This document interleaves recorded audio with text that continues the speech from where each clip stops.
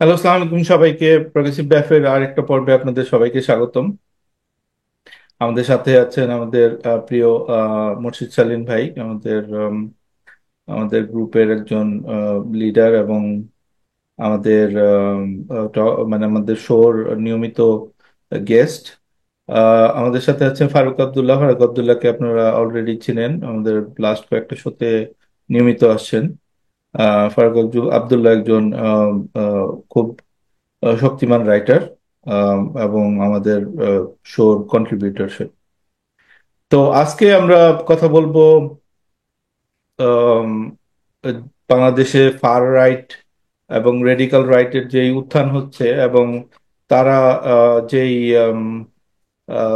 যে কাজগুলো করতেছে এখন বাংলাদেশকে ডিস্টেবিলাইজ করার জন্য, সেটা সম্পর্কে মানুষকে সচেতন করা অত্যন্ত জরুরি হয়ে গেছে এখন। আম, তো এই ব্যাপারে আমরা এই ডিসকাশনটা পুরোটা করবো। তাহলে এর আগে আমি কিছু ব্যাকগ্রাউন্ড দিয়ে দিতে চাই যে এরা প্রথম থেকে যেটা করার চেষ্টা করছে, 5ই জুলাইয়ের পর থেকে তারা ক্ষমতার কেন্দ্রে বিভিন্ন জায়গায় বিভিন্নভাবে বাংলাদেশকে ডিস্টেবিলাইজ করার চেষ্টা করছে। তাদের উদ্দেশ্য হলো বাংলাদেশ থেকে লিবারাল ডেমোক্রেসি মানে দূর করা, ক্ষমতা দখল করা এবং বেসিক্যালি নির্বাচন ছাড়া ক্ষমতায় থাকা, বিভিন্ন ধরনের মানে তাদের ফার রাইট যেই সব ইসলামিক এলিমেন্ট এবং মানে রেডিকাল এলিমেন্ট এদেরকে প্রমোট করা। আহ, এদের অ্যাটেম্প গুলো আপনারা দেখছেন বিভিন্ন সময়ে, যে চুপ্পু অপসারণ, তারপর আপনার আম, ফারুকীকে নিয়োগ না দেওয়া, তারপর আপনার ওয়াকার অপসারণ, তারপর বিভিন্ন ধরনের এরকম এক একটার পর একটার পর একটা তারা মানে অ্যাটেম্প্ট করেই গেছে, কিন্তু তারা মানে 90-95% ক্ষেত্রে তারা বিফল হয়েছে। তারা দুইটা আন্দোলন তাদের চরম সফল হয়েছে। একটা হলো আহ 32 নম্বর তারা ভাঙচুর করতে পারছে, ওই বাড়িটা ভেঙে দিছে। আর আম, আর রিসেন্টলি আওয়ামী লীগ নিষিদ্ধ করার জন্য তারা মানে এটা রাষ্ট্রীয় মদদে তাদের এবং আমাদের কিছু কনসেন্ট দিয়েই তারা এটাতে সাফল্য পাইছে। তো এই ফার রাইট যে গ্রুপটার কথা আমরা বলতেছি, এই নেটওয়ার্কটা, এটা আপনারা হয়তো অনেকেই দেখেন না বা বুঝেন না যে তাদের ভিতরে যে নেটওয়ার্ক আছে। কিন্তু এটা যেহেতু আমরা তাদের সাথে দীর্ঘদিন একসাথে আন্দোলন করছি, একসাথে চলাফেরা করছি, আমরা বুঝতে পারি যে তারা কোন নেটওয়ার্কে কিভাবে কিভাবে কিছু করার চেষ্টা করতেছে। তো সেই ওয়েবটাই আমরা আজকে সূত্র ধরে দিব। এই এদের যে নেটওয়ার্কটা, এরা আপনার গত 3 দিনে মানে বেশ কয়েকটা কুয়ের অ্যাটেম্প্ট মানে নেওয়া হয়েছে।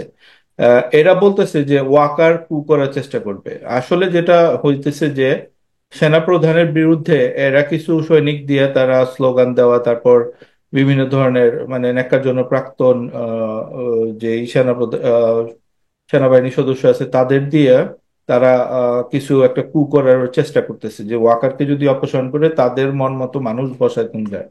তো এটা জামাত শিবির তারপরে এই ধরনের এলিমেন্ট গুলার একটা মানে নিয়মিত অ্যাটেম্প্ট। এরা সব জায়গায় তাদের লোক সেট করতে চায় যাতে আহ, তারা মানে নির্বাচন ছাড়াই, কারণ নির্বাচনের মাধ্যমে ক্ষমতায় যাওয়া বাংলাদেশে এখনো তাদের জন্য একটা অলীক স্বপ্ন হয়ে রয়েছে। তো এইভাবেই তারা ক্ষমতায় মানে এখন যে ক্ষমতাটা তারা এনজয় করতেছে সেটাই তারা স্থায়ী করতে চায়, তার আরো বেশি ক্ষমতা চায়। সেই জন্যই ফার রাইটের এই উত্থানটা। এবং এদের যে নেটওয়ার্ক, সেই নেটওয়ার্ক এরা আন্ডারনিথ কাজ করে। এদেরকে আপনারা চিনেন না, যেমন ছোটন আছে একজন, উনি এটার মধ্যে আসলে নাটের গুরু বলতে পারেন। সবকিছুর মধ্যে সে থাকে এবং এদেরকে ইনফ্লুয়েন্স করে, তাদের টাকা দেয়, তাদের ব্যাকিং করে, সব ধরনের কাজ করে। আম, তো এই যে কয়েকটা কুয়ের যে ঘটনাগুলো হলো রিসেন্টলি, আপনারা দেখছেন কনক সরোয়ার থেকে শুরু করে এই ইলিয়াস, তারপর পিনাকি, এরা চাইতেছিল যে একটা কু হোক এবং মানে তারা রাষ্ট্রকে ডিস্টেবিলাইজ করার জন্য, সেনাবাহিনীর ভিতরে অস্থিরতা সৃষ্টির জন্য তারা এই কু গুলা করতে চেতেছে। তো এগুলো আসলে খুবই বড় বড় মিস ভেঞ্চার। এরা এগুলা সাহস পেয়ে যেতেছে কারণ এদের হাসিনাকে উৎখাত করতে একটা ভূমিকা এদের আছে, এই অনলাইন ইনফ্লুয়েন্সার এই ফার রাইটদেরও উত্থান আছে। এবং তারা জুলাই আমাদের সহযোগী ছিল, কিন্তু এখন তারা যে কাজগুলো করতেছে সেগুলো আসলে রাষ্ট্রদ্রোহীর কাজ। এবং এটার জন্য তাদের বিরুদ্ধে আসলে কেন যে মামলা হয় না বা তাদেরকে ধরা হচ্ছে না, সেটা একটা মানে আশ্চর্যের ব্যাপার। তো যাই হোক, আমি ইনিশিয়াল যেই একটা প্রেমিস আমি তৈরি করে দিলাম এবং ফান রাইট নেটওয়ার্কটা আমরা শো করে দিব আমাদের শোতে। সালিম ভাই, আপনি শুরু করেন। আপনার মানে ফার রাইটদের ব্যাপারে আপনার অভিমত কি, এবং আপনি কি রকম দেখতেছেন এদের ব্যাপারে? না, থ্যাংক ইউ ইমতিয়াজ ভাই। আসলে ফার রাইট পলিটিক্সটা তো এখন সারা পৃথিবীতেই উত্থান ঘটছে আর কি। তো আমাদের সামনে যদি আপনি উদাহরণ হিসাবে দুইটা বড় বড় উদাহরণ আছে, একটা হচ্ছে আমেরিকাতে আর একটা ভারতে।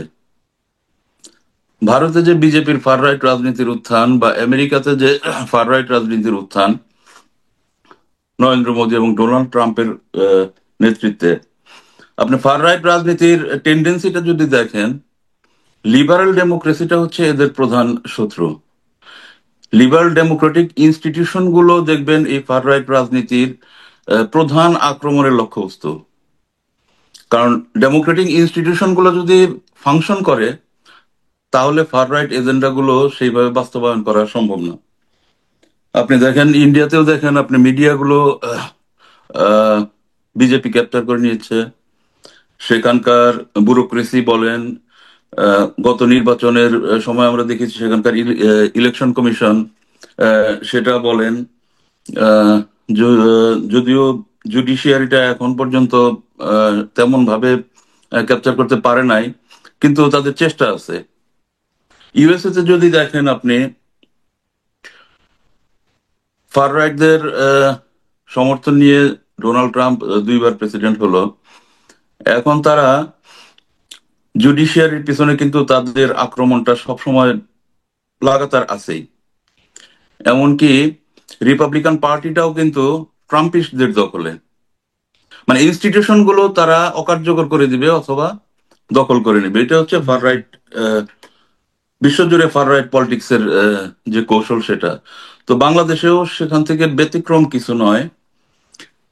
এইটার লক্ষণই আমরা দেখতে পাচ্ছি যে নানা ধরনের অস্থিরতা। এই যে আপনি কুয়ের কথা বললেন, বাংলাদেশ সেনাবাহিনী যদি ক্ষমতা দখল করতো, 5 তারিখ থেকে 8 তারিখ তাদের জন্য সবচেয়ে বেস্ট টাইম ছিল।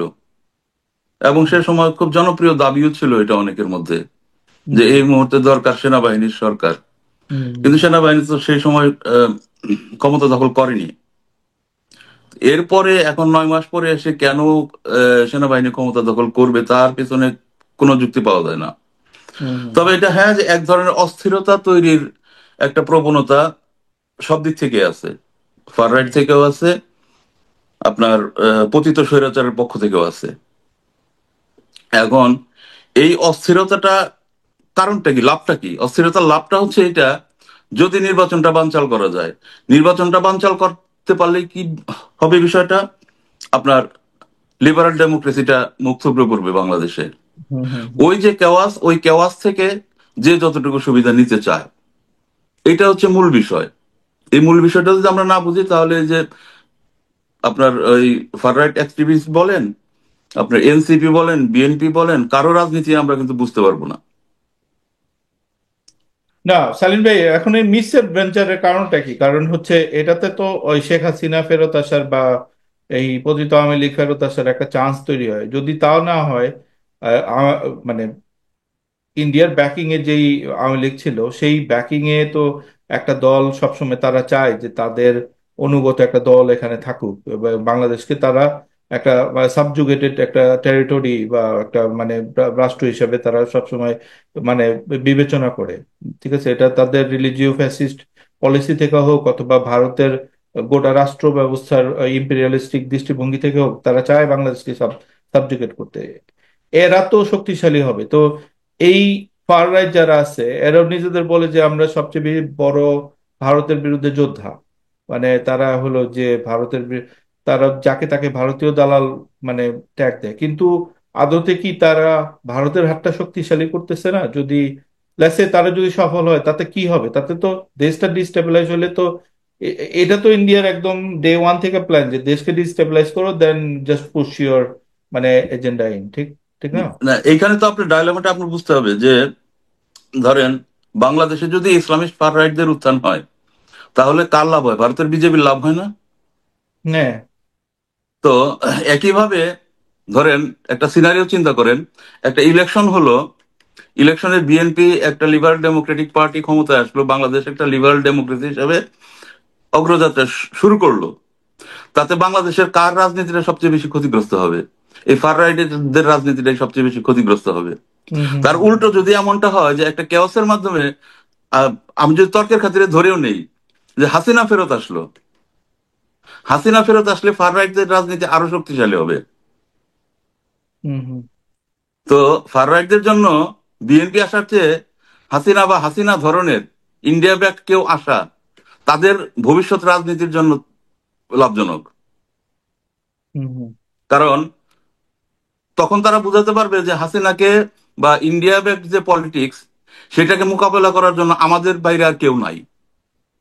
ওকে ও যে জন্য হ্যাঁ দেখবেন আপনি হাসিনার গত 15 বছরের আমলে ফার রাইট রাজনীতিটা সবচেয়ে বেশি শক্তিশালী হয়েছে, লিবারাল ডেমোক্রেসিটা দুর্বল হয়েছে। তো এরা মুখে যতই বলুক যে আমরা ইন্ডিয়া বিরোধী, আমরা হাসিনা বিরোধী, কিন্তু এরা ভেতরে ভেতরে চায় যে ইন্ডিয়া ব্যাক্ট হাসিনা পন্থী কেউ বাংলাদেশে আসুক রাজনীতি, সেইটা মোকাবেলা করতে করতে তারা আরো শক্তি সঞ্চয় করবে। যেটা বিজেপি চাচ্ছে যে বাংলাদেশে একটা ফার রাইট শক্তি থাকুক, সেটা মোকাবেলা করতে করতে বিজেপি ওইদিকে শক্তিশালী হবে। হুম হুম হুম হুম এটা হচ্ছে মেইন গেম। আচ্ছা, ঠিক আছে সালিন ভাই, আমরা একটু ফারুক আব্দুল্লাহর কথা শুনি। ফারুক আব্দুল্লাহ পুরো গোটা আলোচনাটা শুনলো, আমার কথা এবং সালিন ভাইয়ের কথা। If you jump in. হ্যাঁ, না, সালিম ভাইয়ের সাথে তো মানে আমার মতামতের জায়গাটা একই রকম, যে আসলে আহ, যদি আপনার ফার রাইটরা আসে তাহলে সুবিধাটা হচ্ছে রিজিওনালি আপনার একটা মানে ইয়ে ক্যাশ করতে পারবে আর কি। হ্যাঁ, মানে ফার রাইটরা যেটা করতে পারবে সেটা হচ্ছে কি, যে বিজেপির রাজনীতিকে বলেন এবং মানে এই সাউথ এশিয়ার যে ফার রাইট পলিটিক্স সেটাকে মানে ইয়ে স্ট্রং করবে। আচ্ছা, এখন আমি দুটো ব্যাপার মানে দৃষ্টি আকর্ষণ করি। আপনাদের মনে আছে কিনা 5 আগস্টের পর থেকে যখন ইলিয়াস আলী একটা সাক্ষাৎকার নিলেন ডালিম সাহেবের, হ্যাঁ হ্যাঁ মানে আমি হ্যাঁ, আমি জাস্ট ইলিয়াস হোসেন, হ্যাঁ। আপনাদেরকে, হ্যাঁ, ইলিয়াস হোসেন, তো উনি নিলেন ডালিমের নিলেন, এবং একটা জিনিস হলো যে বজলুল হুদাকে জবাই করে হত্যার এক ধরনের ইয়ে। আপনারা যদি খুব মনে করেন যে 86-এর ইলেকশনের পর, আমি ছিলাম না বাট আমি হিস্ট্রি পড়ে যতটুকু আমি জানি আর কি, যে 86-এর ইলেকশনের পর আওয়ামী লীগ একটা মানে ননসেন্স, মানে তার আসার কোনোভাবেই ইলেকশনে মানে মানে একটা বিশ্বাসঘাতক দল হিসেবেই জাতির কাছে ইয়ে। হ্যাঁ সেই ইলেকশনে 88-এ ফারুককে আপনার ফ্রিডম পার্টির মনে হয় এরশাদ তার এগেনস্টে দাঁড় করেন রাষ্ট্রপতি ইলেকশনে, যেটা আওয়ামী লীগের পক্ষে মানুষের ইমোশনকে টেনে নিয়ে আসছে। মানে আপনি কখনোই দুটো জিনিস মনে রাখতে হবে, যে এই সেনাবাহিনীকে সবসময় সাবধান থাকতে হবে দুটো ব্যাপারে। সেটা হচ্ছে, তুমি অলরেডি আমাদের দুজন প্রেসিডেন্টকে মারছো, what ever the reason, I don't ইয়ে, তোমরা যা করছো দ্যাটস ফাইন, ওই পর্যন্তই ফাইন, বাট তোমাকে আমরা মেইন স্ট্রিমে নিব না। কারণ তুমি কিংসলেয়ার, তোমার হাতে লাইসেন্স ছিল, তোমার হাতে অস্ত্র ছিল, ইউ কিল সামওয়ান, যেটা তোমার করা উচিত না। হ্যাঁ, সো আমরা সাইডে তোমাদেরকে বিচার হোক না হোক সেটা ডিফারেন্ট ইস্যু, বাট এইটা হুম তো আমি এই ফারুকের কথা বলছিলাম, কিংবা এইটা এরা কিন্তু এই ফার রাইট পলিটিক্স এর একটা মিলিটারি উইং, একটা ড্রিম, মানে হয় না যেটা মানে ক্রমে তৈরি হওয়া একটা ন্যারেটিভের জায়গা। তো ফার রাইটদের এই জায়গাটা মনে রাখা দরকার, যে এটা আসলে মানে আমাদের দেশে এই কালচারটা চলে। আর 2 নম্বর জিনিসটা হচ্ছে যে পাওয়ার ট্রানজিশনের যেই প্রসেসে বাংলাদেশ ঐতিহাসিকভাবেই বাংলাদেশের দুই মানে বিএনপি টু সাম এক্সটেন্ট, যে আসলে এক্সিট পয়েন্টের জন্য আপনি সবসময় ট্রাই করেছেন, মানে মনে হয়েছে যে আপনার আসলে সেনাবাহিনী যে বাফার, হ্যাঁ, সেনাবাহিনীর হাতে ক্ষমতা দিয়ে আপনি এক্সিট করলে ইউ উইল বি সেফ। এখন প্রশ্নটা হচ্ছে এরকম, যে এই এক্সিট পয়েন্টের জায়গাটাতে কেন এই সরকারকে ওরা ধরছে আর কি, ফার রাইটরা কেন মনে করতেছে যে ইউনূস সরকার আর হচ্ছে গিয়ে আপনার এক্সিট পয়েন্টের সরকারগুলো একই রকম। তো সেটা নিয়ে আলোচনা হওয়ার কথা আছে, কারণ হচ্ছে গিয়ে সমালোচনাটা তো আমাদের বর্তমানের দিকেও তাকাতে হবে একবার, মানে কেন এরকম এটা হচ্ছে। আর দ্বিতীয় যে কথাটা বলছি আমি, সেটা হলো যে ফার রাইটের যে মানে যে এই যে মিলিটারি যে মানে মিস অ্যাডভেঞ্চারের যে যে ইয়ে কথাটা বলা, এটাও হচ্ছে কি একমাত্র মানে এই ন্যারেটিভটা তখনই ছড়ানো হয় যখন মনে হয় যে আসলে আপনি সিভিল একনায়কতন্ত্রকে আবার প্রমোট করতে চান। যদি আপনি বলেন যে ভোট চাইতে চাও, তাহলে তো আসলে কু হয়ে যাবে, এই করতে চাও তাহলে আর্মি নেমে যাবে, এরকম একটা দিতে ইয়ে পরিবেশ করে। এটা আমার কাছে মনে হয় যে বাংলাদেশ সেনাবাহিনীর জন্য খুবই মানে ইয়ে মানে দুঃখজনক হবে, মানে মানে ওনাদের নামে এরকম ইয়ে করা, কারণ অ্যাজ ইনস্টিটিউট তারা যেই 1/11-এ যে জিনিসটা তারা ক্ষয় করছিল সেটা কিন্তু তারা আসলে রিকভার করছে, তারা আমাদের অংশ হয়ে গেছে, তাই না? তো এই হুম মোমেন্টে যে কোনো কারণের কিছু হলে এটাকে খুব ঠান্ডা ভাবে নেয়, আমার কাছে মনে হয় যে মানে কোনো রকমের কিছু নাই। এবং ফার রাইটদের সাথে আরেকটা ছোট পয়েন্টটা জাস্ট আমি ইয়ে করে আমার বক্তব্য শেষ করি, যে ফার রাইটদের সাথে সেনাবাহিনী মানে ক্যান্টনমেন্টের একটা দূরত্ব ঐতিহাসিকভাবে ছিল আইয়ুব খান পর্যন্ত। এই খেলাটার মাস্টার মাইন্ড ছিলেন হচ্ছে জিয়াউল হক, পাকিস্তানের, যে জিনের আগুন থেকে বিদ্যুৎ বানানোর জন্য হুজুরদেরকে টাকা দিয়েছিল। সো মানে মানে এবং এই ছিল হচ্ছে কি যে প্যালেস্টাইনের যখন আপনার ইয়ে হয়, যে ব্ল্যাক স্পাইডার মনে হয় ইয়েটা ছিল, হ্যাঁ, যে আপনার, তো সে এত ভয়াবহ রকমের মিলিটারি মানে অত্যাচার করছিল, ফলে যেটা হচ্ছে যে প্যালেস্টাইনিরা যারা পিএল এর যারা ছিলেন তারা হাঙ্গর ভরা সাগরে ঝাঁপ দিতে বরং মানে খুশি ছিলেন যে তার থেকে জিয়াউল হকের হাতে ধরা পড়ার জায়গা থেকে আর কি। সো দ্যাটস এ প্রবলেম, যে মানে আমরা এখনো ইয়ে করি যে না, আমরা আমাদের এক্স আদিল সাহেব নাই, হ্যাঁ, এই জায়গায় ওদের ওই জায়গাটাকেও মনে রাখতে হবে যে এই এই হুম অংশটারও একটা স্বার্থ আছে কিন্তু, হ্যাঁ, এই অংশটারও একটা স্বার্থ আছে, হ্যাঁ, এরাও একটা ইয়ে হতে পারে। বাট আমার কাছে মনে হয় যে না, আমাদের ইয়েটা যথেষ্ট ম্যাচিউর, হ্যাঁ, ওকে, সশস্ত্র বাহিনী। ঠিক আছে, খুবই সুন্দর বলছো ফারুক, থ্যাংক ইউ। আমি কিছু তথ্য দেই আপনাদের, আপনারা এগুলা নেন, তারপর মানে আমাকে বলেন। এখানে দেখতেছি আমরা একটা আহ জামাত ইসলামী, জামাত শিবির তারা কয়েকটা মানে দোকান খুলছে। সেটার নাম হচ্ছে আপনার, একটা হচ্ছে ইনকলাব মঞ্চ, 35টা দোকান তারা খুলছে এখন। তাদের উদ্দেশ্য হলো যে যেই দোকানে যেটা ভালো লাগে সেটা নেওয়া, মানে আপনার যেটা মানে আপনার এটা পছন্দ হয় না, আপনার এবি পার্টি পছন্দ হয় না আপনার, আপনি গেলেন ইনকেলাব মঞ্চের কাছে, আপনি গেলেন এনসিপির কাছে, বা আপনার যে কোনো একটা মানে ইসের কাছে। তো ওদের মাল্টি ফ্যাসেটেড মানে উইং তৈরি করছে তারা। এখন এই ইনকেলাব মঞ্চর এই হাদি, মানে it's a very interesting character. Um, সে নাকি জুলাই যোদ্ধা ছিল, এটা সেটা। এখন সে এমপি ইলেকশন করবে, এবং তাকে সব জায়গায় দেখা যায় যে ডিস্টেবিলাইজ যেখানে চলে সেখানে সে মানে উপস্থিত হয় তার দল নিয়ে। আহ, এই লোকের পিছনে আপনার সম্ভবত পাকিস্তানিরা জড়িত আছে, এই ধরনের তথ্য পাওয়া যেতেছে এখন।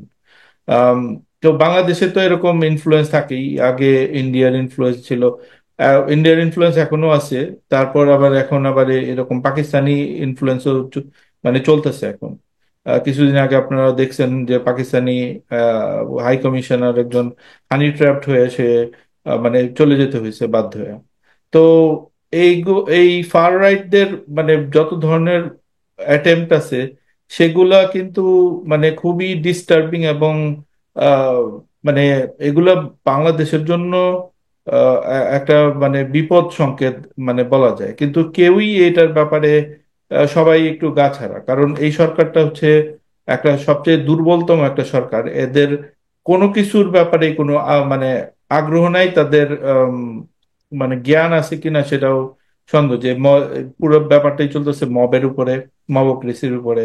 তারপর যে যেভাবে পারতেছে, ধরেন আপনি ফেসবুকে একটা দাবি নিলেন, আপনার আশেপাশে যদি আপনি ধরেন আরো এরকম 50টা 100টা ভালো রিচ হলো আইডি জোগাড় করতে পারেন, তার আপনার দাবি ধরেন শেষ। মানে যে কেউকে, যে কাউকে আপনি ধরেন, আপনি আজকে কাউকে আপনার গ্রেফতার করানোর কথা, আপনি ফেসবুকে কথা বললে আপনি তাকে গ্রেফতার করাতে পারবেন। আবার কেউ গ্রেফতার হয়েছে, আপনি ফেসবুকে চিলাচিলি করে এটা তাকে ছাড়াই দিতে পারবেন। তো এগুলা এইভাবে তো কোনো একটা দেশ চলতে পারে না। You need to find a system, একটা অ্যাটলিস্ট একটা কোন একটা স্টেবল মানে পরিস্থিতিতে যাইতে হবে। আপনার মব এক জায়গায় যেতেছে, কোনো কিছু ভাঙে ফেলতেছে, কোনো কিছু দাবি আদায় করতেছে, আবার তাদের সরকারি তাদের মানে সরকারি উদ্যোগে তাদের পানি দিয়ে ঠান্ডা করে, তাদের খাবার দাবার দিয়ে তাদেরকে পাইলা পয়সা আবার আন্দোলন করাইতেছে, সেই আন্দোলন আবার সরকারি লাভ হইতেছে। মানে অদ্ভুত একটা সিস্টেম চলতেছে, এবং এটার সব কিছু নাটের গুরু এই ফার রাইটের যেই এলিমেন্ট গুলো, তারা এখানে বেসিক্যালি সালিম ভাই যে কথাগুলো বলছেন সেটাই আবার রিপিট করি, যে এখানে নির্বাচন চায় না, এবং তারা চায় তারা যাতে শক্তিশালী হয়, এবং সেটা বাংলাদেশের ভবিষ্যৎ কি হবে দে রিলি ডোন্ট কেয়ার। তারা মানে ওটা চিন্তাও করে না যে আহ, আমরা কত বড় বিপদ থেকে মানে বের হইছি। তারা আবার আমাদের সেই জ্বলন্ত উনুনে দেশকে মানে ফালাই দিতে চাইতেছে। দেখেন বাংলাদেশ যদি স্টেবল না হয়, বাংলাদেশ কখনো আপনার উন্নতি হইতে মানে করতে পারবো না। এই জুলাই আন্দোলনের পিছনে আপনার কারণটা কি ছিল? বেসিক্যালি কোটা আন্দোলন মানে এখানে প্রচুর পরিমাণ বেকার ছেলে পেলে ঘুরতেছে, তাদের তারা কোটার মানে আহ, তারা কোটা প্রথার মানে বিরুদ্ধে আন্দোলন করছে। তো বাংলাদেশে এই আনএমপ্লয়মেন্টের একটা অংশ হলো যে জুলাই আন্দোলনের একটা ফেস, এটা একটা। তো সেইগুলো আপনার কিভাবে বাংলাদেশ যদি স্টেবল হয়, বাংলাদেশে যদি ইনভেস্টমেন্ট আসে, বাংলাদেশ যদি ইকোনমিক্যালি মানে একটা শক্ত প্ল্যাটফর্মে দাঁড় করতে পারে, তাহলে আপনি চিন্তা করতে পারবেন যে আপনি এগুলো লং টার্ম আপনি সলিউশন করতে পারবেন। এবং স্টেবিলিটি আনার জন্য আপনার কি লাগবে? আপনার নির্বাচিত সরকার লাগবে, গণতান্ত্রিক লিবারেল ডেমোক্রেসি সরকার লাগবে। এটা পৃথিবীর সব জায়গায় টেস্টেড। আপনার একটা স্টেবল সিচুয়েশন লাগবে। আপনি যদি সারা দিন এরকম আজকে কু হইতেছে, কালকে এটা হইতেছে, কালকে ওইটা হইতেছে, এরকম পরিস্থিতির মধ্যে মানে পৃথিবীর কোনো ইনভেস্টর এসে এখানে ইনভেস্ট করবে না।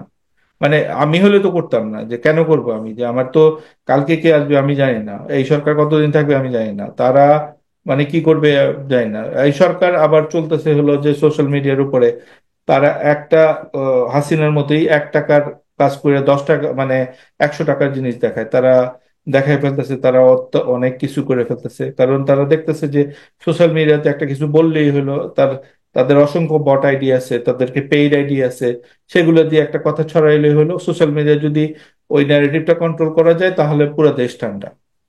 হাসিনা যেটা করছে, হাসিনা কি কি করছে আপনি দেখেন। আম, বাংলাদেশের জনসংখ্যা সংখ্যা থেকে শুরু করে সব ধরনের সংখ্যা, সব ফেক, সব কালচার মানে সব মানে মানে তৈরি করা, সব বানানো সংখ্যা। এটা মানে একটা একটা একটা মানুষকে একটা ভাব দিত যে ও আমরা তো দুর্দান্ত লাইফ, এখানে আপনার লাইফে কি হইতেছে আসলে কিন্তু বাস্তবে কেউই মানেই না, কিন্তু আপনার একটা ভাব দেওয়া যে we are in a very good state, বাংলাদেশের জিডিপি বাড়তে, বাংলাদেশ উন্নতি, আপনি রাত পোহাইলে আপনি ধনী হয়ে যেতেছেন, মানে অলিক একটা অবস্থা তৈরি করা, মানে কাল্পনিক একটা স্টেট, যেটা আমরা ডাস্টোপিয়ান উপন্যাসগুলোতে, আপনারা কেউ 1984 পড়ে থাকলে আপনারা জানেন সেগুলা, সেগুলোর মতো একটা সিচুয়েশন তৈরি করা। শেখ হাসিনার সেই প্লেবুকটা এই সরকার প্লে করতেছে, যেটা কিনা আমরা বলি আমাদের সরকার। এর চেয়ে প্যাথেটিক আর কি হতে পারে? এবং এই সরকারের ভিতরের লোকজনই ফার রাইটের সাথে জড়িত। আমরা তো জানি যে উপদেষ্টারা জড়িত, আমরা সরাসরি জানি, এই আদিলুর থেকে শুরু করে আরো কয়েকজন মানে ডিরেক্টলি জড়িত, কিন্তু আমরা কিছুই করতে পারতেছি না। আহ, মানে আমরা শুধু কিছু করতে পারতেছি না, মানে আমরা অনলাইনে বলতেছি, কিন্তু বেশিরভাগ মানুষ এই এদের প্রপাগান্ডা দিয়া মানে ব্রেইন ওয়াশড। যাই হোক, সালিম ভাই আপনি কন্টিনিউ করেন।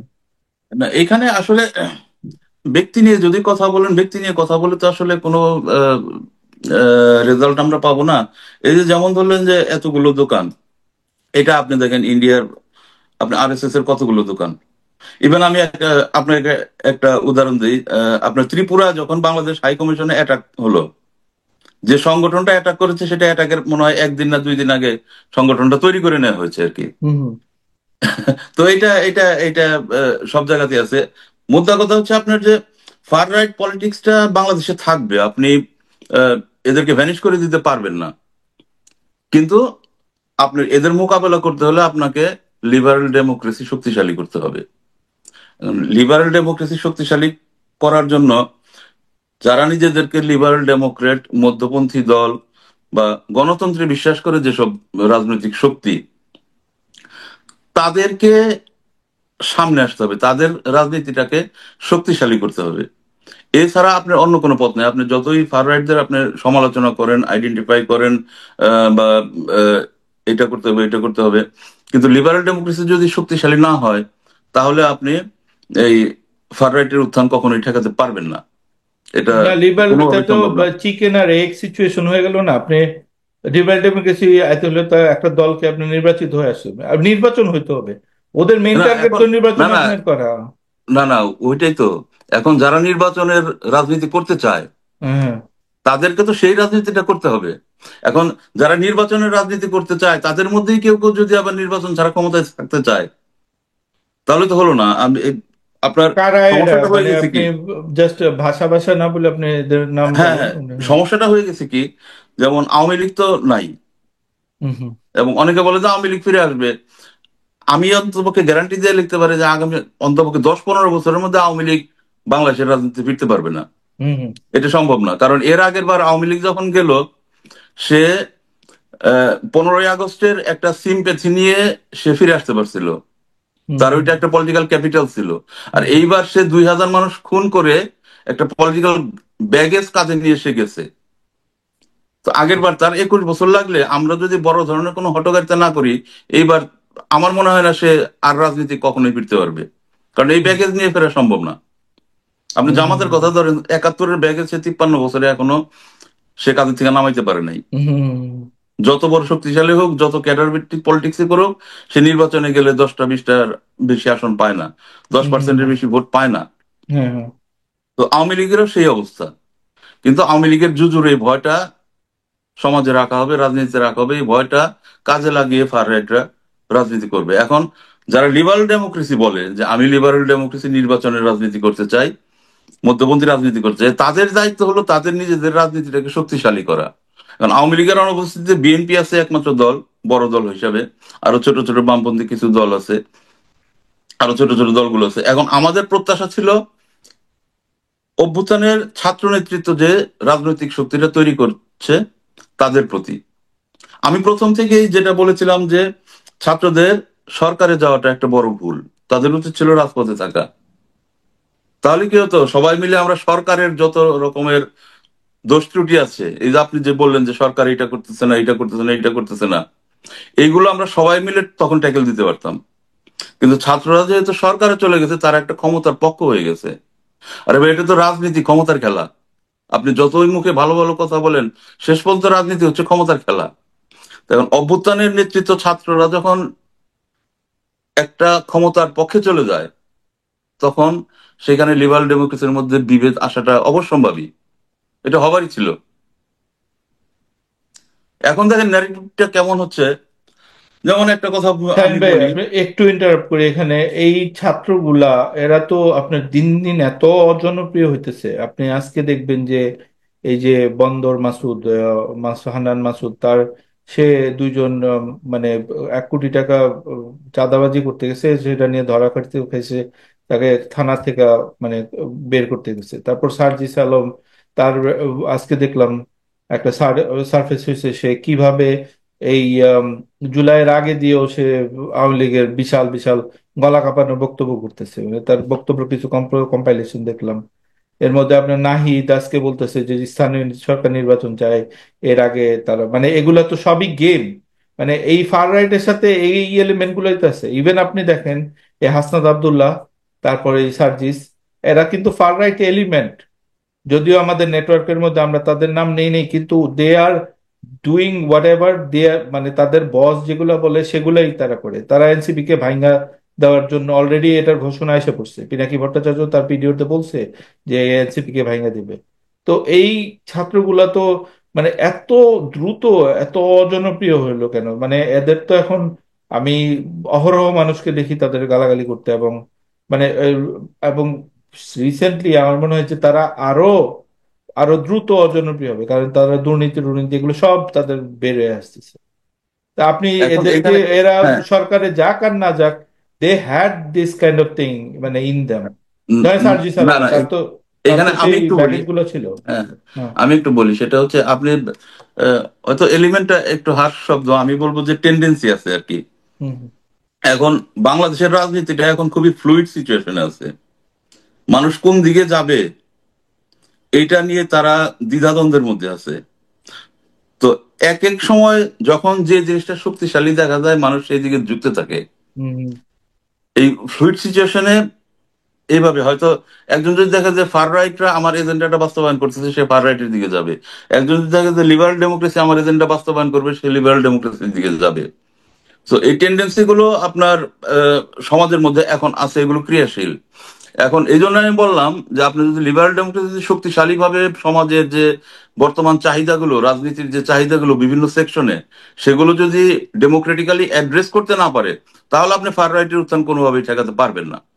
আর যেটা আপনি বললেন যে ছাত্ররা অজনপ্রিয় হলো কেন, ওটা তো আপনার 250 বছর আগে বলে গেছে, পাওয়ার করাপটস অ্যান্ড অ্যাবসলিউট পাওয়ার করাপটস অ্যাবসলিউটলি। আপনি যখনই পাওয়ারের কাছে যাবেন, পাওয়ারের কাছে যাওয়া মানে আপনি জনপ্রিয়তা হারানো।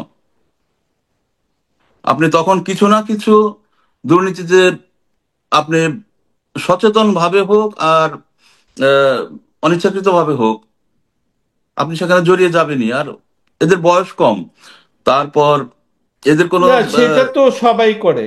ধরেন আমরা কাদের, বিএনপি বলেন, আওয়ামী লীগ বলেন, যে কোনো দল বাংলাদেশের বলেন, আপনার ইভেন আমেরিকা ডেমোক্রেট, দুর্নীতি তো করবেই, বা কিছু দুর্নীতি হবেই, এগুলো নিয়ে মানে কোনো খুব একটা বড় ব্যাপার না, কিন্তু এরা যে শয়তানি গুলা করতেছে সেগুলোর প্রতি আপত্তি। কারণ তোমরা না না আসছো আপনি ক্ষমতায়, ধরেন, না না আমি স্পেসিফিকলি বলতে চাই যে ওরা নির্বাচনকে ডিলে করা বা নির্বাচনকে বানচাল করার জন্য এরাই ফার রাইটের সাথে কেন যায়, মানে হোয়াট ইজ দেয়ার ইন্টেনশন। তারা তো এই পোলাপান গুলার বয়স হলো আপনার 20 থেকে 25-এর মধ্যে, বা হোয়াট এভার 30-এর কম, তারা তো আরো 50 বছর এখানে দেশে রাজনীতি করবে।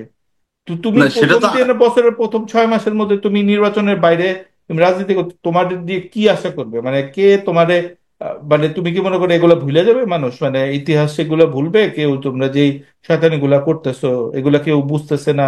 আমরা তো দেখতেছি, আমরা তো বুঝতেছি, ঠিক না? এটা এগুলো তো তো আমার আপনার প্রত্যাশা, এটা তো আমার আপনার প্রত্যাশা, কিন্তু প্রত্যাশার সাথে তো বাস্তবতার মিল সবসময় থাকে না। না। আপনি ধর ন্যারেটিভ গুলো এই যদি ছাত্র দেখেন, তারা তো নির্বাচনের মাধ্যমে যাবে না। রাজনীতি কেন করে মানুষ? ক্ষমতায় যাওয়ার জন্য। তো ক্ষমতায় না যাবে না কেমনে? এখন আপনি নির্বাচন যদি দিয়ে তো। বুঝতে পারেন যে নির্বাচনের মাধ্যমে আমি যেতে পারবো না, তখন আপনি কি করবেন? যখন একবার আপনি ক্ষমতার মজাটা পেয়ে যান, এবং হ্যাঁ, যখন এটাও কোনো তো না। জবাবদিহিতার ব্যবস্থা থাকে না। এই যে হুম, হুম, হুম। প্রধান উপদেষ্টা প্রেস সচিব যেটা বললেন যে ওনাদের সবকিছু করার ম্যান্ডেট আছে, সেটা যদি আমি মেনেও নেই, যদি আমি মনে করি না সবকিছু করার ম্যান্ডেট আছে, সেটা যদি আমি মেনেও নেই যে সবকিছু করার ম্যান্ডেট আছে, কিন্তু তাহলে ওনাদের জবাবদিহিতার মেকানিজমটা কি? না, ওই আইনটা আমি দেখলাম তাদের ম্যান্ডেট হলো যে ডে টু ডে কার্যক্রম করার, বা মানে না যাই হোক আর কি, নির্বাহিত আমি যদি করার। তর্কের খাতিরে ধরে নিই, কিন্তু তাদের তো জবাবদিহিতার কোনো ম্যান্ডেট হ্যাঁ। মেকানিজম নেই। এই যে আপনি বললেন যে গতকাল একজনকে থানা থেকে ছাড়িয়ে নিয়ে আসলো, এখন এই কাজটার জবাবদিহিতা কে করবে, কোন প্রক্রিয়ায়? নাই তো, কোনো মেকানিজম নাই। হুম। আপনি তো পার্লামেন্টে প্রশ্ন করতে পারতেছেন না, তাই না? না, আপনি টু বি তাদের বিরুদ্ধে অনেস্ট, মামলাও এগুলা দিতে পারবেন না। নেতারা এগুলা করেই। বাংলাদেশে তো এগুলাই চর্চা করে। ধরেন এই জায়গায় এখন একটা বিএনপির লোকজন হইলে তারাও ছাড়াই আনতো, এটা কোনো আমি খুব, কিন্তু আমার কথা হলো দিস গাইজ, এরা তো একদম পিওর, এবং তারা যে ম্যান্ডেট গুলা নিয়ে আসতেছে তারা বলতেছে তারা ক্লিন রাজনীতি করবে, পুরা মানে সংস্কার সব। বাট এরা তো আরো মানে এখন যেই রাজনীতি আছে সেটার চেয়েও খারাপ রাজনীতি তারা আরো দেখাইতেছে। মানে মর্নিং শোজ দ্য ডে, মানে এরা মানে অনেক ডিসঅ্যাপয়েন্ট করতেছে, সেটাই বলতেছি যে। এবং তারা যেগুলো করতেছে ন্যাক্কারজনক। ধরেন চোরকে চোর বললে, আওয়ামী লীগ আমলে বলছে, আওয়ামী লীগ যেটা করতো, তারা বলতো হ্যাঁ আমি চুরি করছি, কি করবি, আরো করব। আওয়ামী লীগ আমলে শেষ তারাই তো তাই হয়েছে যে এত লুটপাট আমরা বললে হ্যাঁ করছি, আরো করব। মুক্তিযুদ্ধ চেতনা, এর বাইরে যারা আছে সব, আমরা দেশ আমরা স্বাধীন করছি, আমরা খাবো। আপনি পিওর এন্ড সিম্পল, এটাই তাদের ট্যাগলাইন ছিল। এরা হলো যে এদের যদি কিছু বলতে যান, আমরা তো আগেই শহীদ, জুলাইয়ের চেতনা, আহ, আপনি খারাপ, আমি ভারতের দালাল। তারপর মানে নানান ধরনের নাটক, আমাদের নাম, আমাদেরকে হত্যাযোগ্য করা হচ্ছে, এই এইগুলা বলা হবে না, মানে আহ, আজব বাজব টাইপের কথা বলে। মানে ধরেন আমরা তো আওয়ামী লীগের সাথে ফাইট করে আসি, আমরা এই শয়তানিগুলা দেখলে আমাদের তো ট্রমাটিক এক্সপিরিয়েন্স হয় যে এরা কি করতেছে এগুলা, এটা তো মানে, কারণ এরা যেটা করতেছে, এদের মানে এরা গালি খাওয়ার কাজ করতেছে। মানে আজকে কালকে ধরেন আমরাই ধরেন গালাগালি শুরু করবো তাদের, এরকম অবস্থা। না সেটা ঠিক আছে, কিন্তু আমরা তো এখনো আসলে আহ, এই ছাত্র নেতৃত্বকে আমরা তো এখনো ভালোবাসি, এখনো তাদের কাছ থেকে আশা করি। সমস্যাটা হয়ে গেছে কি দেখেন, কিছু সিনিয়র আপনি এখনো লোকজনও যারা, ভালোবাসেন? মানে আপনার মনে হয় যে এই না যে না আজকে যে অবশ্যই বলতেছে, অবশ্যই তাদের প্রতি আমার একটা সফট কর্নার সবসময় আছে এবং থাকবে, এবং কিন্তু তারা যে তার বলতেছে জন্যই। স্থানীয় সরকার নির্বাচন চায়, এই এত কিছু হওয়ার পরেও, মানে সবকিছু হওয়ার পরেও, মানে না না অবশ্যই সর্বোত্তম না, সংস্কার সবকিছু হওয়ার পরেও তারা বলতেছে। এখন সমস্যাটা হয়ে গেছে কি, যে তারা তো তাদেরকে নিয়ে অনেকে খেলছে আর কি। এক্স্যাক্টলি। আমি, হ্যাঁ অনেকে খেলছে। এখন একটা জিনিস হচ্ছে কি, আপনি যেটা অভিজ্ঞতা দিয়ে যেটা আপনি অর্জন করবেন বয়সের সাথে সাথে, আপনি হাজারটা বই পড়ে সেটা আপনি অর্জন করতে পারবেন না। হম, হম, হম। যার জন্য, যেমন ধরেন আপনি ন্যারেটিভ গুলো কি হয়েছে, যেমন আহ, এই যে ইশরাকের মেয়রের বিষয়টায়, যে আসিফ মোহাম্মদ সজীব ভুঁইয়ার কুশপত্রিকায় যে জুতো লাগানো। আমি দেখলাম অনেক সিনিয়র লোকজন বলছে যে জুলাইয়ের নায়কদের এভাবে অপমান করা ঠিক না। এখন প্রশ্ন হচ্ছে জুলাইয়ের নায়ক বলতে একটা টার্ম কেন এইভাবে তৈরি হবে? জুলাইয়ের নায়ক তো আপনার আমি তো মনে করি জুলাইয়ের নায়ক তারাই যারা আসলে আমাদের মাঝখান থেকে চলে গেছে, রাস্তায় মারা গেছে। তাই না? তারপরেও যদি আহ, আপনার টেকনিক্যালি ধরি যে সমন্বয়করা জুলাইয়ের নায়ক, তাহলে সমন্বয়ক তো ছিল 150-র উপরে, আর বাকিরা কোথায়? তারা কি জুলাইয়ের নায়ক না? তারা তো হ্যাঁ, আহ, প্রাইভেট শুধু ইউনিভার্সিটির এনসিপিতে না, মানুষজন কই? তারা তো ওরাই শুধু তো মেইন এনসিপিতে না, বা আন্দোলন তারা করছে। হ্যাঁ। সরকারে না, তারা বিভিন্ন দল আছে। আমি মানে অনেস্টলি বলি যে আপনার রাইটিস্টদের মধ্যে হুম শিবিরের বা ইভেন ফার রাইটদেরও অনেকে এই জুলাই অভ্যুত্থানে সক্রিয় অংশগ্রহণ করেছে। তাদের অবদান ছাড়া তো এই জুলাই সফল হতো না। হুম তো হুম তারা কি জুলাইয়ের নায়ক না?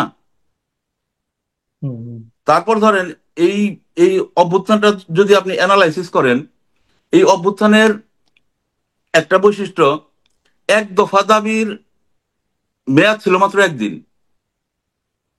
আপনি পৃথিবীতে এমন কোনো অভ্যুত্থান দেখাতে পারবেন না যে একদিন আগে দাবি করে পরের দিন সেই দাবি পূরণ। আগের দিন আপনার দাবি করলেন শেখ হাসিনাকে পদত্যাগ করতে হবে, পরের দিন শেখ হাসিনা পালাইলো। এটা আপনাকে কি ইন্ডিকেট করে? যে আন্দোলনটা জনগণ এমন জায়গায় নিয়ে গিয়েছিল হুম হুম হুম। যেখানে এক দফা কেউ হাজির করলেও সেটা এক দফা, না করলেও সেটা এক দফা। হ্যাঁ, তার হ্যাঁ, মানে হ্যাঁ। কি আপনার না না, আপনার আন্দোলনটা তো আসলে এরা তো জনগণের? গিয়ে দখল করছে সেটা, কারণ ওরা তো চাইতেছিল আপোষ টাপোষ করার। সত্যি কথা বলতে এখন আর বলতে মানে কোনো লজ্জা ভয় কিছুই নেই, কারণ I lost all my respect. মানে যেটা হয়েছে 18 তারিখে আমি বলছি এক দফার কথা আপনাদের, মানে যাই হোক এরকম সবাই বলছে, আমার মতো আরো অনেক মানুষ বলছে, যে যেটা হলো যে এরা যেই আহ, আঠা এরা কিন্তু তখন গিয়ে যখন দেখছে যে ফলটা পাইকে গেছে, তখন আবার তারা মাঠে নামছে। ঠিক আছে, কিন্তু ওরা, আমার কথা হলো ও যদি ওখানে নাও থাকতো, সে যদি ঘোষণা নাও দিত, ধরেন যে কেউ আননোন একজন কেউ, হোয়াট এভার, ধরেন আমাদের তিনজনের একজন ঘোষণা দিত, তাও তো তখন সরকার পতন হয়ে যেত। আপনার পয়েন্ট অ্যাবসলিউটলি রাইট। এক হয়ে যেত, দফা তো তখন এক হয়েছে, দফা কারণ তখন ওইটা এক পুরো। দফার কাজ তো আমরা এক দফার কাজ তো আমরা করতেছি আরো 10 বছর আগে থেকে। এক্স্যাক্টলি, আমরা তো এক্স্যাক্টলি। 10 বছর আগে বলছি যে আওয়ামী লীগকে যতই আপনারা রিফর্ম করেন, যতই ভালো পরামর্শ দেন, এই যে প্রথম আলো, ডেইলি স্টার, দেশের মিডিয়া, মতিউর রহমান, এরা ভালো ভালো বুদ্ধি দিত শেখ হাসিনাকে। আমরা তো তখনই বলছি 10 বছর আগেই যে শেখ হাসিনাকে ক্ষমতায় রেখে বাংলাদেশে কোনো পরিবর্তন সম্ভব না, হ্যাঁ। বরং আস্তে আস্তে খারাপ হবে। তো আপনি এখন গত 15-16 বছরের সব আন্দোলনকে আপনি আহ, খারিজ করে দিয়ে শুধু 20 দিনের আন্দোলনটাকে আপনি সামনে রেখে আপনি বয়ান তৈরি করছেন। হুম। এটা তো বিভক্তির আরেকটা বড় কারণ। বিভক্তি না, এটা পুরো শয়তানি, পিওর এন্ড সিম্পল শয়তানি। না না, হুম আমি শয়তানি শব্দটা আমি বাদই দিলাম। হুম বিভক্তির কারণগুলো তো আপনি দেখতে হবে। এখন ধরেন নূর হোসেন তো এরশাদ বিরোধী আন্দোলনে শহীদ হলো। তো ওই দিনই কি এরশাদের পতন হয়েছিল? না। তাহলে কি আমরা বলবো যে নূর আরো হোসেন 3 বছর। কিছুই করে নাই এরশাদ বিরোধী আন্দোলনে? এক্স্যাক্টলি। Right, right. তারও আগে সেলিম, জয়নাল, দীপালিরা ছাত্র আন্দোলন করতে গিয়ে একশো শহীদ হয়েছে। আটান্ন জন মানুষ মারা আমাদের গেছে টাঙ্গাইলে একসাথে। বাঁশ ভাড়া বিরোধী আন্দোলন করতে যে আবু রায়হান জগলু শহীদ হয়েছে। এরকম অসংখ্য শহীদ হয়েছে এরশাদের বিরুদ্ধে আন্দোলনে। তাহলে কি আমরা বলবো যে ওই 90-এর মাত্র ওই 6ই ডিসেম্বরে যে কয়জন অংশগ্রহণ করেছিল তারা এরশাদকে হটিয়েছে? এক্স্যাক্টলি। আমি কি আমার কি নূর হোসেনের কোনো অবদান নাই? হুম আমার আবু রায়হান জগলুর কোনো অবদান নাই? সেলিম দীপালির কোনো অবদান নাই? হুম হুম। তো এই প্রশ্নগুলো তো এখন তুলতে হবে তাদেরকে, এই নতুন ছাত্র নেতৃত্বদেরকে বাস্তবের মুখোমুখি করতে হবে। হ্যাঁ। ধরুন আজকে আমি দেখলাম যে ইশরাকের ব্যাপারটা সামনে আসার পর এনসিপির সভাপতি নাহিদ হাসানের একটা ভিডিও দেখলাম যে তারা নির্বাচন কমিশনের পদত্যাগ চায়। তাহলে আপনারা সরকারে ছিলেন, নির্বাচন কমিশন যখন গঠিত হয়েছে, সরকারের 3 জন প্রতিনিধি ছিলেন, নাহিদ ইসলাম তাদের মধ্যে একজন। হুম হুম। তা আপনি নিয়োগ দিয়েছেন, আপনি আজকে বলছেন তার পদত্যাগ চান কেন? তাহলে আপনি নির্বাচন কমিশনের পদত্যাগ চান, আরেকজন যদি এসে প্রধান বিচারপতির পদত্যাগ চায়, আরেকজন তো প্রধান উপদেষ্টা পদ থেকে যাইতে পারে, কারণ প্রধান উপদেষ্টা নিজের মুখে বলেছে যে ছাত্রদের দ্বারা নিয়োগকৃত। তাহলে অন্যান্য দলগুলো কেন এমন একজন রাষ্ট্রপ্রধানের সরকার প্রধানের অধীনে নির্বাচন মেনে নিবে যে এনসিপি দ্বারা মনোনীত?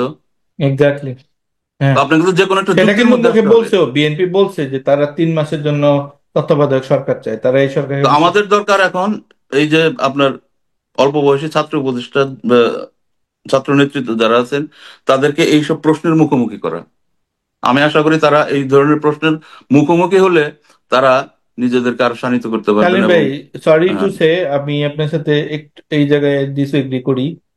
আমার মনে হয় না, মানে আমি এনসিপি কে প্রচুর সাপোর্ট করছি, আপনি দেখছেন হয়তো, আমরা একই গ্রুপে থাকি এবং অ্যাক্টিভিটি হয়তো ফলো করেন আপনি।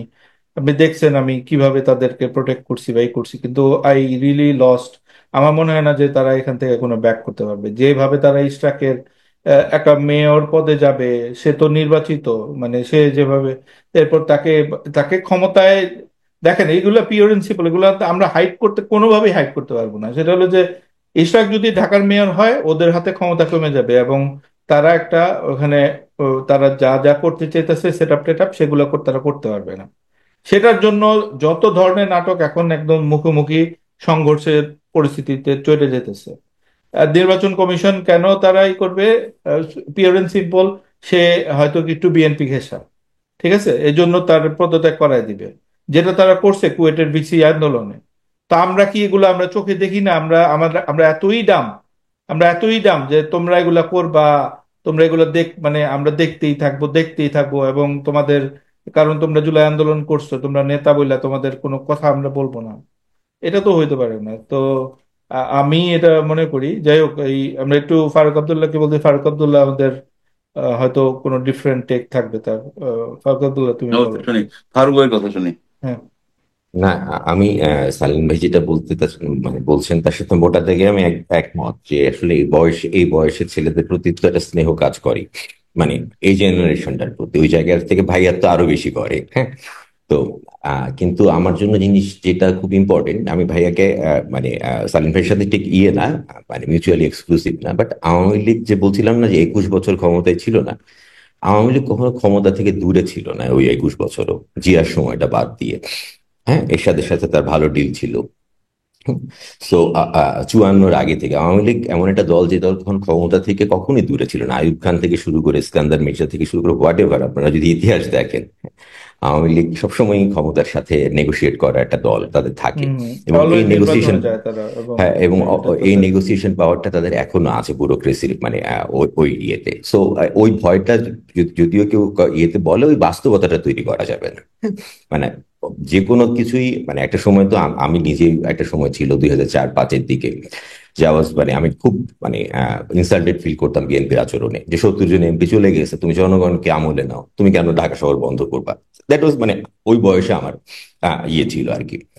কিন্তু এখন তো আমি আমি তো বিএনপির মানে একদম মানে খোলা সাপোর্ট আমি করতেছি, মানে জাস্ট ইয়ে থেকে এখানে, মানে কোনো যদি কিন্তু না রেখে, যে না, দ্যাটস দ্য কাইন্ড। এবং এখানে আরেকটা পয়েন্ট হচ্ছে কি, যে ভাইয়া যে কথাটা বলতেছিলেন যে আসলে কয়দিনের জন্য, এখানেও কিন্তু একটা খুব ইয়ে হয়েছে যে আমাদের স্বাধীনতা যুদ্ধ এবং স্বাধীনতা সংগ্রাম বলে একটা প্রশ্ন ছিল, যে এটা শুরু হয়েছে কি 47-এর পর থেকে, যেই গোটা প্রসেসটাকে আপনি বলবেন, নাকি আসলে ওই 9 মাসের যুদ্ধটাকে বলবেন? তো এটাতে আবার সামরিক বেসামরিক একটা ইয়ে ছিল। তো এনিওয়ে, সেটা অন্য ইস্যু, কিন্তু এই ক্ষেত্রেও একই ব্যাপার, যে আসলে 15 বছর ধরে বিএনপি মানে যেই আপনার রাষ্ট্র স্টেটকে টিকায় রাখার যেই কন্ডিশন গুলোতে গেছিল, এবং তার রিয়াকশনে যেভাবে আওয়ামী লীগ চুক্তি ভঙ্গ করছে, তাই না? মানে প্রতিটা জিনিসই ভঙ্গ করছে। ইনফ্যাক্ট খালেদা জিয়ার জেলের মনে হচ্ছিল কি 4-5 দিন পর বের হয়ে আসবেন উনি জামিনে, এবং এজ বলেন ইয়ে বলেন সেটা সাপোর্ট করে, হ্যাঁ, তার জন্য। কিন্তু সেটা কিন্তু হয় নাই, তাই না? তো আমরা তখন মিডল ক্লাসটা কিন্তু ওখান থেকেই একটা ইনফরমেশন নিছি, যে আচ্ছা, এই ছেলেগুলো পুলিশের গায়ে হাত তুলছে, মানে পুলিশ মারছে, তারা পাল্টা রিটেলিয়েট করছে, দ্যাটস ভেরি গুড, কিন্তু এরা যদি ব্যাক করে তাহলে আর কোনো ওয়ে নাই।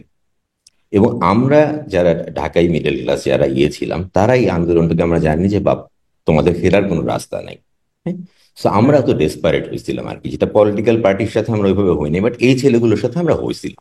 হম। তো এটা এটা ওদের মাথায় রাখা দরকার। এরা মানে মানে জাস্ট কি স্লোগান দিছি সমন্বয় না, ঢাকা শহরের মানে এক একটা মানে যখন জনগণ একরকম হয়ে যায় না, তখন আপনি দুর্গের মধ্যেই থাকেন আর কি।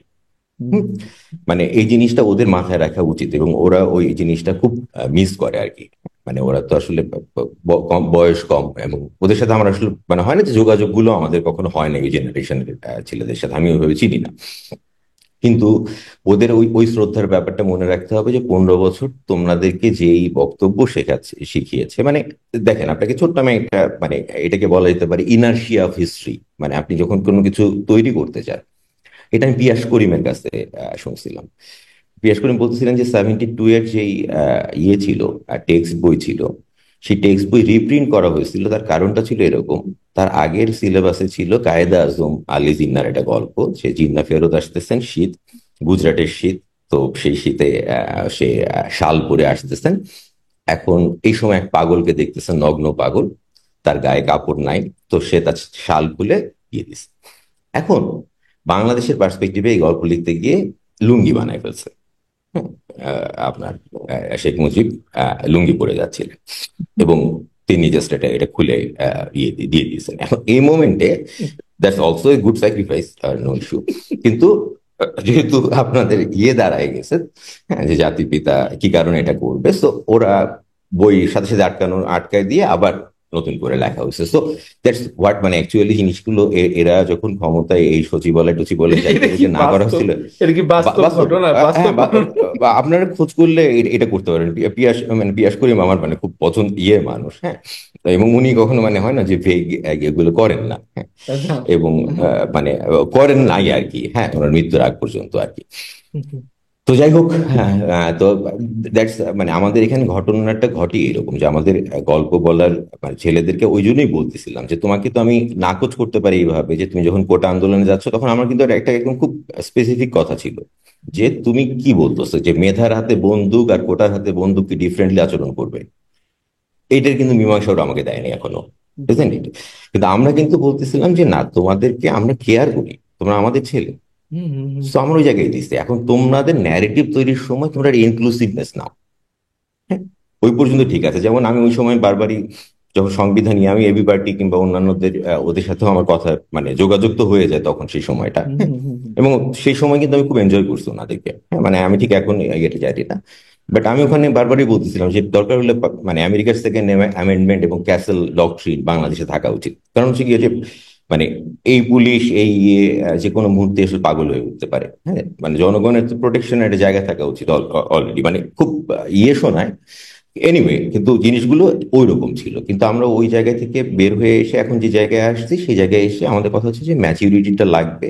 এবং এইসব মানে হয় না যে ঠিক স্লোগান মুখর কই ছিলেন, আসল না নকল, আগের বক্তব্য কি ছিল, হ্যাঁ। মানে আপনি যদি আমার 7-8 সালের লেখা দেখেন, বিলিভ মি, আমি মনে হয় আমাকে মনে হয় যে আমার মনে হয় না যে বিএনপি সাপোর্ট করতে গেলে মানে, কিন্তু বিএনপির মধ্যে ওই কালচার ইয়েটা নেই। কিন্তু এরা যে ওই যে আসলি আর আসল নকল এই জায়গায় গেছে, এটা একটা। আর যেটা বলছে ডান রাইট মানে আপনার ছুটে যাওয়ার যে জিনিসটা, এইটা যে ছেলেটার নাম বললেন যারা ইয়েতে সাথে জড়িত হচ্ছে, ওদের জন্য এটা অ্যালার্মিং ব্যাপার। যে ভাই, পপুলিস্ট হওয়া ভালো, বাট এমন কোন রকম পপুলারিজমের মধ্যে যেও না, অন্তত এই বয়সে, যখন তুমি হ্যান্ডেল করতে জানো না। হুম। এক্স্যাক্টলি। যেমন মানে ঘটনাটা হচ্ছে গিয়ে, তোমার থেকে তুমি যাদেরকে ইউজ করতে চাচ্ছ, দে আর ফার মোর স্মার্ট তোমার থেকে।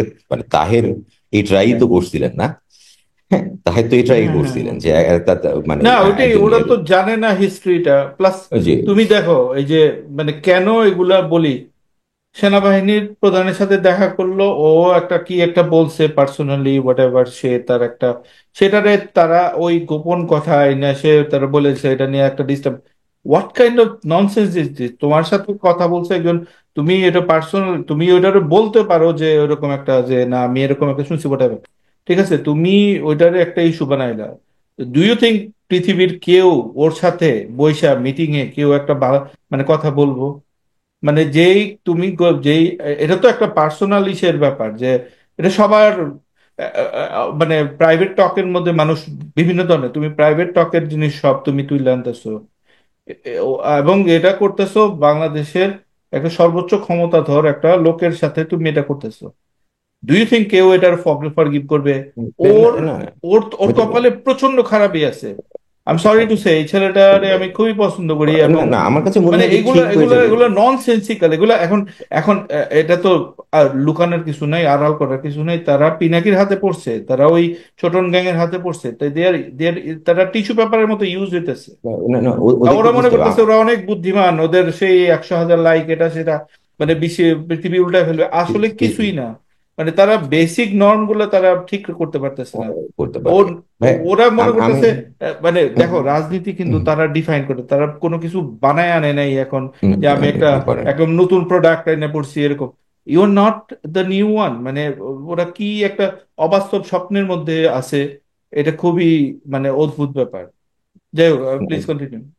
আমি না, আমি যে জিনিসটা এদেরকে ওদেরকে অনুরোধ করবো সেটা হলো যে মানে রাজনীতিবিদ, আমরা তো আসলে এরকম ঝুলাই দেওয়া যে মানে ইয়ে করার কিছু না, বাট রাজনীতিবিদদেরকে জিনিসটা যেটা হয় রাজনীতির ইয়েতে, যে তোমাদেরকে শিখতে হবে। তোমরা ইয়ে করছো, দ্যাটস ফাইন। তোমাদের যেমন যেন এমন না হয় যে তোমরা এক্সিট পয়েন্ট খোঁজার রাজনীতি, ডিলিং এর রাজনীতিতে যাও, যেটা ফখরুদ্দিন মঈনুদ্দিনরা করছিলেন। এবং এটা এটা ভয়াবহ হবে। এবং তোমরাও এমন ভাবে মিলিটারিকে ইনভলভ করো না, কারণ আমাদের বয়সী মানে ওদের বয়সী ছেলেপেলেরাও তো আছে, ছাত্ররা তো, ছাত্র মিলিটারি অফিসাররা তো খুব দূরের জায়গা না, তাই না? হুম তো মানে আমরা তো একই সোসাইটি বিলং করি, হ্যাঁ। তো যার কারণে প্রভাব থাকে, এটা থাকে ওটা থাকে, বাট আমার কাছে মনে হয় যে ওই যে জেনারেশনটা আছে, ওই জেনারেশনটাকে এটাকে জিনিস বুঝতে হবে যে মানে আমরাও এই বয়স পার করে আসছি। এই টেম্পটেশন, হ্যাঁ, ইতিহাস আমাদেরকে সেই সুযোগটা হয়তো এইভাবে দেয়নি, কিন্তু আমরা তোমাদের মানে মানে এটা আমার জন্য খুব ইয়ে ব্যাপার হবে, যে এটা জেনারেশন এইভাবে মানে সুইসাইডাল হয়ে যাচ্ছে, কারণ ওটা আমরা মানে এফোর্ড করা যাবে না আমাদের জন্য এটা এফোর্ডেবল না। এবং আমরা দীর্ঘ সময় অপেক্ষা করছি শুধুমাত্র অনেক অনেক জায়গায় ইয়ে করে যে না, আমরা স্টেটকে কোনোভাবে স্টেকে ফেলবো না। হ্যাঁ হুম, এটা এটা আমাদের ইয়ে ছিল। তো ওটা ওদের বোঝা উচিত প্রথমত। আর দ্বিতীয় কথা হলো জিনিসটা, সেটা হলো যে তোমাদের ন্যারেটিভ লাগবে, তোমাদের এটা লাগবে ওটা লাগবে, এই জায়গাগুলোতে তোমরা যদি ঠিক এইভাবে ভাবো যে ঠিক পিনাকি তোমার মানে জনপ্রিয় কিংবা এরকম কিছু, ইয়েরা তোমাকে ন্যারেটিভ সাপ্লাই করবে না। পিনাকি তোমাদেরকে যে গল্পগুলো বললো, আমি গল্প সিলেবাস সহ তোমাদেরকে দিয়ে দিব, কোনো সমস্যা নেই, কোথায় কোথায় পাওয়া যায়, মানে এটা তো লেফটদের গল্প এরকম। হুম তো হুম এগুলো ইয়ে করে দেওয়া যায়, তো তোমাদের ওইরকম কিছু দরকার নেই। মানে ওদের ওই ইয়ে থেকে তো আমার কাছে মনে হয় যে না, ঠিক আছে, আমাদের এটাতে খুবই এটা মানে ইয়ে কল, এটা আমাদের জন্য সবার জন্যই। মানে এই বয়সী যারা মিডল ইয়েতে আছেন, যে অফিসাররা আছেন কিংবা মানে ইয়েরা আছেন, এই বয়সী যে ছেলেরা আছেন, ওদেরকে আমার খুব রিকোয়েস্ট থাকবে যে না, ডোন্ট ডু দ্যাট। হ্যাঁ, মানে এটার কথা চিন্তাও করো না, হ্যাঁ। এটার কথা হুম চিন্তাও করো না, বিকজ হচ্ছে কি যে আমরা এটা সামলাইতে পারবো না বাবা। মানে আমার যদি এমন হইতো যে না, তোমাদের গাদ্দাফি 27 বছর বয়সে গাদ্দাফি আমরা পড়তে পারতাম, আমরা এফোর্ড করতাম বাবা, হ্যাঁ। But we are too old now. এবং এটা এটা 18-20 কোটি মানুষের জায়গা, হ্যাঁ। এখানে এই এই এই এই মিস অ্যাডভেঞ্চার বলো, এই রোমান্টিসিজম দিয়ে হয় না। এবং এটা 2025 সাল, হ্যাঁ। এটা সিক্সটিজ না, ইয়ে না, হ্যাঁ। তো যার কারণে ওই জায়গাটা ওদেরকে এই কথাগুলো ভুলেও যেন ওনারা উচ্চারণ না করেন, হ্যাঁ। মানে রাইট ডান হোক, কিছু ইয়ে হোক, তার মানে এটা তো না যে আসলে মানে তার সাথে আমার কোনো রকম কমন জায়গা নেই, কমন জায়গাটা সবসময়ই আছে, হুম। হুম কিন্তু সমস্যাটা হচ্ছে এটা যে মানে যা বলো তা বলো, রাজনীতিবিদরা অনেক কিছু বলে, হ্যাঁ, কিন্তু এটা করার ট্রাই করো না, স্বপ্নেও করো না আর কি। হুম। That's it. না, খুবই সুন্দর বলছো, we really enjoyed your talking. Salim ভাই, 1 মিনিট কনক্লুডিং থটস, তারপর শেষ করে দেবো আমরা। না, আমি যেটা বলবো শেষ মুহূর্তে, যে বাংলাদেশে আরেকটা জিনিস মাথায় রাখা দরকার, যে জিও পলিটিক্সটা মাথায় রাখা দরকার। জিও পলিটিক্যালি আমরা আসলে একটা টাইম বোমের উপর বসে আছি আর কি।